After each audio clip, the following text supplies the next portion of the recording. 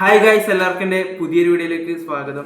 അപ്പോൾ ഇപ്പോൾ model chemistry exam കഴിഞ്ഞ് വീടെത്തിയേക്കാണ്.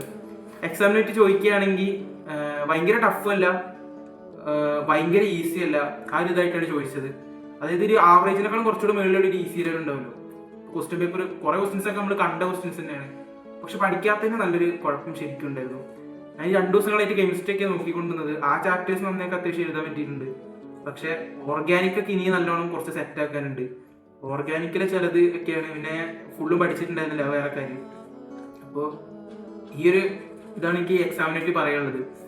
ആദ്യമൊക്കെ പേപ്പർ ഉണ്ടപ്പോൾ മൊത്തം പോയി എന്നാണ് വിചാരിച്ചത്, ഒന്നും എഴുതാൻ പറ്റില്ല എന്ന് വിചാരിച്ചത്, മറന്നുകൊണ്ടായിരുന്നു. പിന്നെ വന്ന് എഴുതി. പിന്നെ മെയിൻ പ്രശ്നം എന്താ വെച്ചാൽ, ഒരു ചോദ്യത്തിന്റെ 1, 2, 3 സബ് ക്വസ്റ്റ്യൻസ് ഉണ്ടാവല്ലോ, അതിൽ നമുക്ക് 1, 2 സബ് ക്വസ്റ്റ്യൻസ് കിട്ടും, ബാക്കി കിട്ടൂല. ആ ഒരു ഇതിൽ ചില ക്വസ്റ്റ്യൻസ് അങ്ങനെ തോന്നിയിരുന്നു. ഇപ്പോൾ കോർഡിനേഷൻ മൂവ്മെന്റ്സ് ഒക്കെ അങ്ങനെ ചിലത് ചോദിച്ചിരുന്നു. പിന്നെ ന്യൂമെറിക്കൽസ് ആ ഒറ്റൊന്നും എഴുതാൻ പറ്റിയിട്ടുള്ളൂ.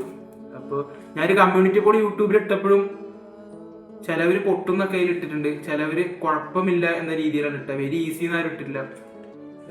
അപ്പം എനിക്ക് എക്സാമിനെ പറ്റി, കെമിസ്ട്രി എക്സാമിനെ പറ്റി ഇതൊക്കെയാണ് പറയാനുള്ളത്. കുറച്ചുകൂടെ നല്ലോണം ശ്രദ്ധിച്ചിരുന്നെങ്കിൽ, പഠിച്ചിരുന്നെങ്കിൽ നല്ലൊരു മാർക്കിലേക്ക് എത്താൻ പറ്റുന്നൊരു പേപ്പറായിട്ടാണ് തോന്നിയത്. പബ്ലിക് എക്സാം എന്തായാലും ഈസി ആവട്ടെ എന്ന് മനസ്സുകൊണ്ട് വിചാരിക്കുകയാണ്. അപ്പോൾ ഞാൻ വീഡിയോ അവസാനിപ്പിക്കുകയാണ്. ബൈ.